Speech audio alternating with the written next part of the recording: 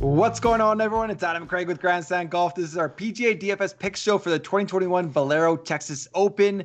Craig, before we get to San Antonio, let's take a look back. We had two PGA events, WGC and Puntacana. WGC, it was kind of a bloodbath for those picks. Only John Rahm of all the first, in their group got through. He ended up with a T5, so not bad for a pick there. And then Puntacana, 3 for 4 for our picks, all top 40s. Emiliano Grillo fought back on Saturday, but ended up T6. Yeah, I think the sleepers there are the bigger story, but stay tuned for the recap for that one. Stay tuned for our sleeper show. As always, follow us on Twitter at Grandstand Golf. That's where we push out everything. You know, if someone withdraws, Dustin Johnson, that's where we're going to share it. All our news, all our updates, all that. Follow us there at Grandstand Golf on Twitter. That's where you'll get it first. Subscribe to our channel as always. Hit that thumbs up button. Craig, we have our preview video already out for the Texas Open. That's on YouTube if you want to go check it out. Anything else before our picks? Yeah, I just sensed a little bit of bitterness there about someone who had picked Dustin Johnson and then had to go through and research another pick after he pulled out. It didn't take long to research Dustin Johnson, but I did have to go back and fix our show.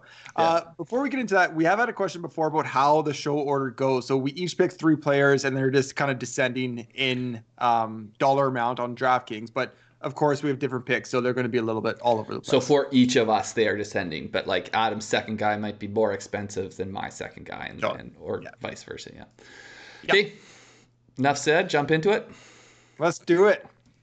I'm going right at the top. Dustin No, right. I have to change them. I have to take them out. God. Ryan Palmer is my first pick. 9,400 on DraftKings. He's 8th there. On FanDuel, 10,700. He's 8th there as well. I just kind of feel like this is, when I was trying to find a play up top, seemed to be the perfect pivot. It seems to be a lot of obvious plays this week. He's right around Answer. He's right around Corey Connors. He's right around Charley Hoffman. I think Ryan Palmer is kind of a sneaky pivot off all those guys. Why do I like him? He hasn't missed a cut in 2021, 7 events, 4 top 20s, 2 top 5. So he is popping to the top of the leaderboard. It is his best statistical year, just 2021, not the PGA season, 2021 of his 18-year career. And that's taking strokes gained total into account. So he's playing as good as he's ever played in 2 decades, basically. For the entire season, he ranks 7th in the field in strokes gained total at plus 1.02. And then he's a Texas boy. He's a Texas boy through and through. He did not so much San Antonio, Texas A&M, and kind of the Fort Worth area, but he has a great record at TPC San Antonio.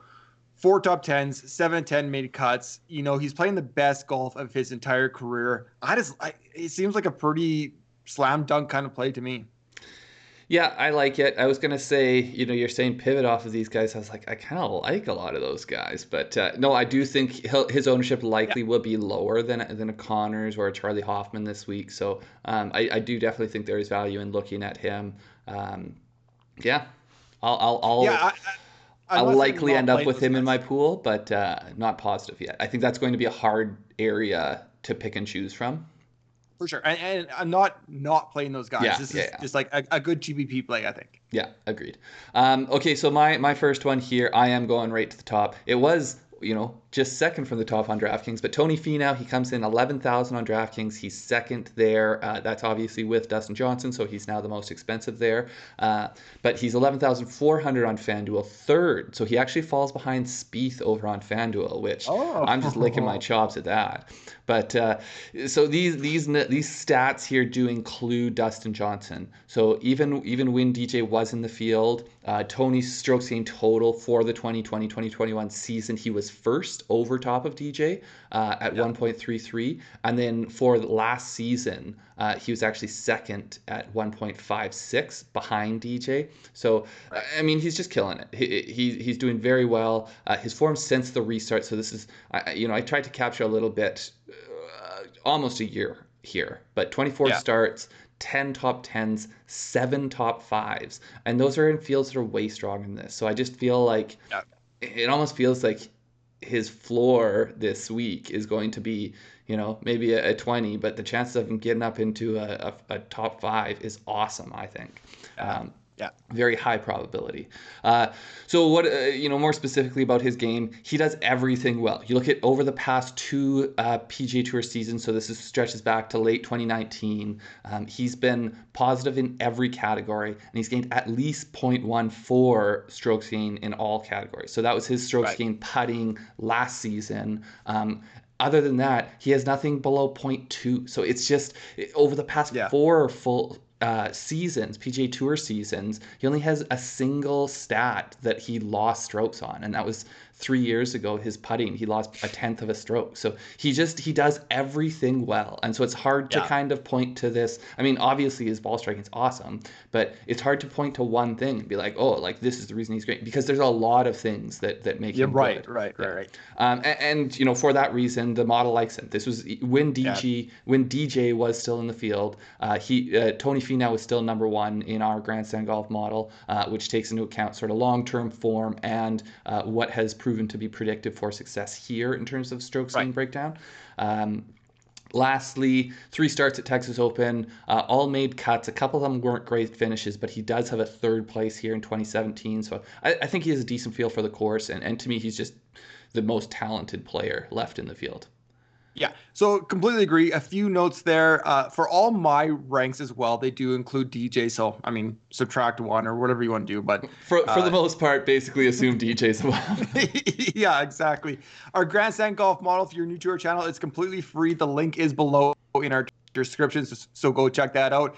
And the same reason I like DJ, I think there's tons of value in this tournament, which we'll talk about in our Sleepers show. But it's so easy to fit Finau in. Yeah. Why not? I mean, he probably is the most talented person in this field.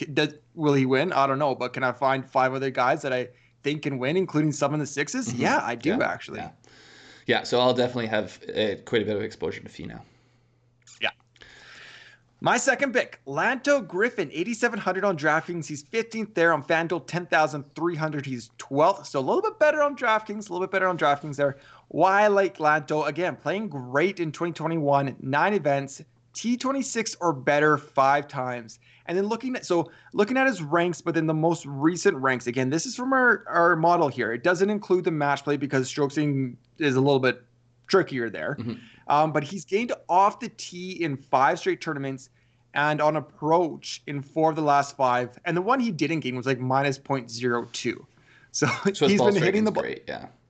Ball striking is great, but his ranks for the entire season in this field, he's 10th strokes gained total at 0.88, but he's 5th strokes gained putting at 0.64. I think with the recent ball striking, with that putting, that's a great combo here. I feel like people are going to lean a lot ball striking, but if I can get someone that's hitting the ball well, plus is one of the best putters in the field, absolutely, I'll do it. And again, combining those stats, he's 15th ranked on DraftKings. He's 10th ranked in our Grandstand Golf DFS model. So I just think he's a value at kind of that 15 price point. Played the course once, 58th in 2018 at TPC San Antonio. So he went 0-3 in the match play, but he's up against Poulter, Rory, and Cam Smith. That's fine. It's hard to get through those guys at all. Going 0-3, you know what? Fine. He's rested. Not too worried about it. But again, I like this area. I like to pivot off Cameron Davis and Chris Kirk. Both guys I'll probably have in my field. But if we're talking about GBPs, I feel like Lanto might be the one that's not as sexy as those guys, especially in terms of ball striking.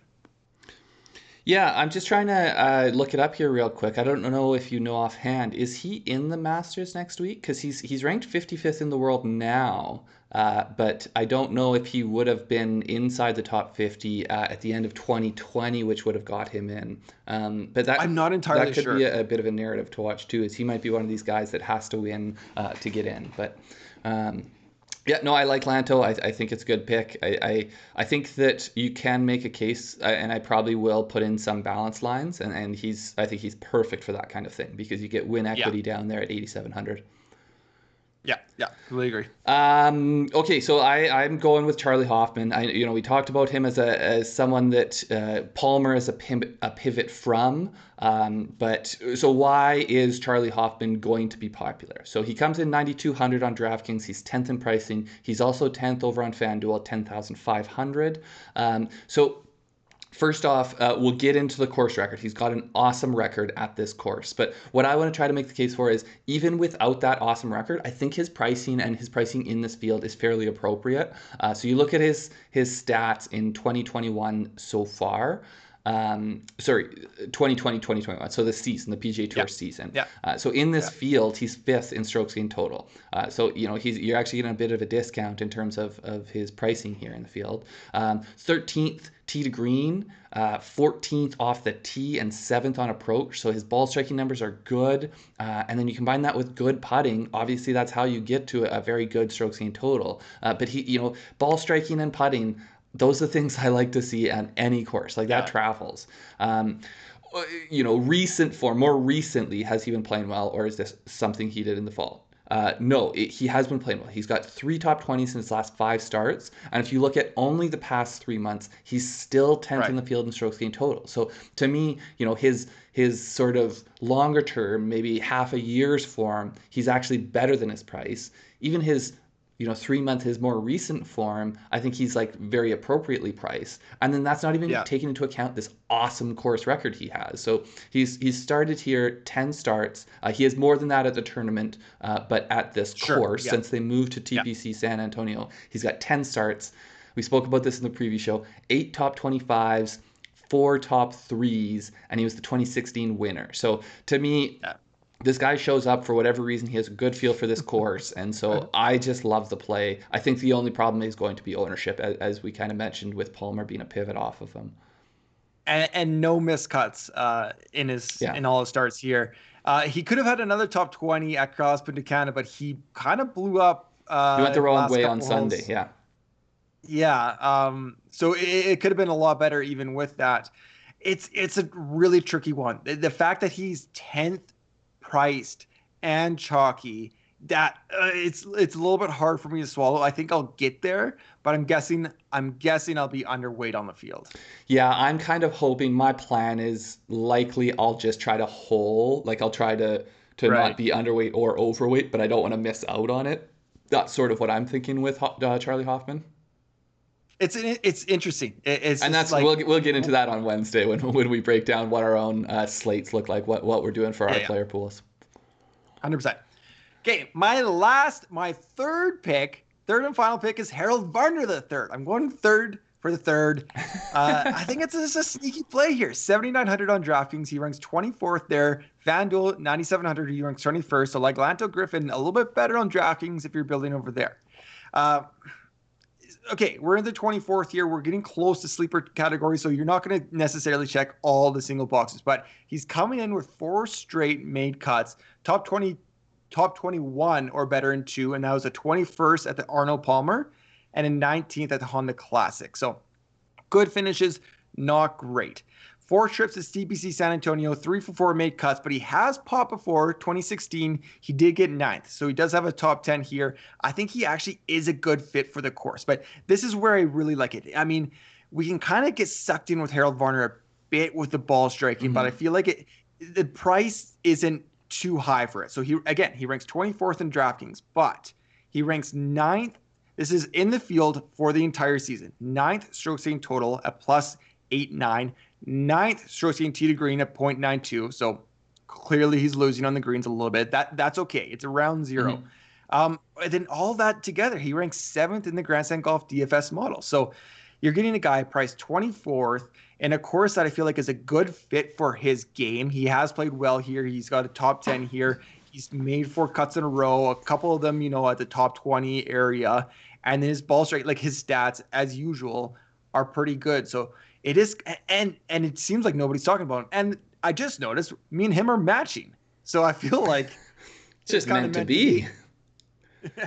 Yeah, I had been playing HV3 a lot kind of through the summer, early fall, and then I was getting away from him because his form wasn't great and he burned me. But it looks like he is coming back into form here, and he seems to be playing quite well. So I have been back on the train. I think likely he's going to make my pool this week. He just it's weird because he just seems to pop every week in terms of his stat profile.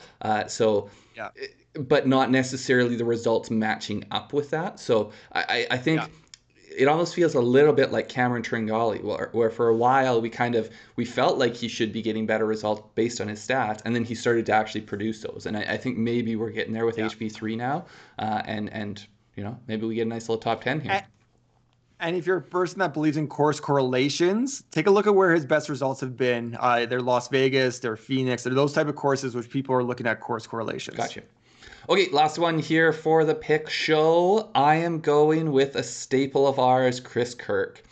I know that I bring this guy up all the time. It's just because to me it's a clear play. Like it still continues to be a clear play. So he's 8,600, 16th on DraftKings, 10,300, 12th on FanDuel. So FanDuel does like him a little bit more, just like me. I have a hard time.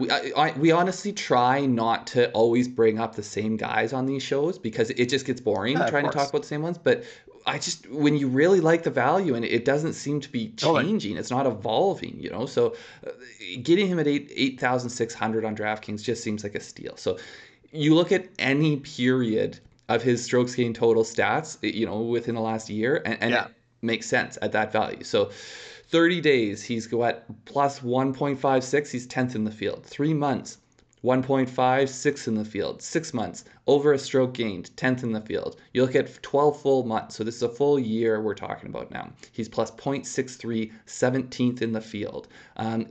That's about where we're seeing him priced. So if you think that...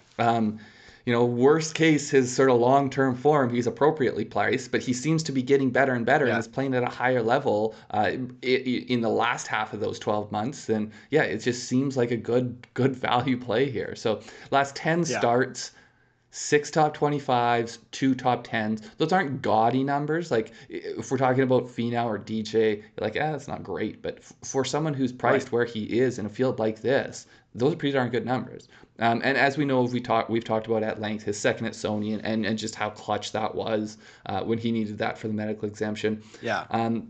But the thing that, and this is, I think, part of the reason why he keeps getting brought up by us, he's the number one value above 8,000 in the Grandstand Golf model. So oftentimes, just the way the model works, it sees more value with some of the outliers at lower prices and the guys up top, you don't like, it's so well priced typically up top that people don't show huge values, but he just continues to show a great value. So I think actually HV3 was the one guy who I had to cut it off at 8,000 because his value is pretty high too. Okay. But Chris Kirk is super valuable for his price at 8,600. Yeah. So he's got 6 starts at the Texas Open. These are all San Antonio, TPC San Antonio. 3 top 15s, 2 top 10s. So he does have, I think, a couple missed cuts. I think he's missed 2 of the 6 starts, but he also has really good finishes here. So I like that. It's a tiny little plus, but regardless of that, I'd be playing him this week. Yeah, so I talk about on our Wednesday night show about the kind of the guys I play every week because something is coming, that win is coming. It's Davis, it's Tringale, it's Burns. Maybe Burns has burned me. Henley, Chris Kirk. I think I'm going to throw into that pool. I mean, he's just been playing so solid of late. It feels like, until he proves me wrong, keep playing it. Yeah, it's not broke. It's not broke, so keep playing Kirk. Yeah, I kind of agree. Okay, so what do we have coming up? We have the Masters is in a week here, Craig. So we have tons of stuff coming up, but our tournament preview is out on YouTube. PGA DFS model, as we said, link is below. That's on website. You got course history, strokes gained data. You can sort it all. You can kind of do that stuff. It's great, 100% free. Our sleeper show for the Valero Texas Open is coming out soon. And then, of course, our live show, DFS show, Wednesday night, 9:30 p.m. Eastern. That's when we go through the entire field using our DFS model, answer any questions. This person to this person, what do we think of the field, weather, all that kind of good stuff on Wednesday night. DFS showdown picks Thursday, Friday, Saturday. We're back, baby. 9:30. It felt weird not doing showdown picks last week. It felt super weird, but we're back for sure. And then Masters. We have tons of content being planned, filming right now. It's coming soon, so make sure to subscribe to our channel. Yep. And on that note, good luck this week. We'll see you guys in the next one. And throw a pick to win in the comments. Oh, yeah. Who would you like to win? No, pick above 7,500. Who's your top pick? Yeah. All right, see ya. See you guys.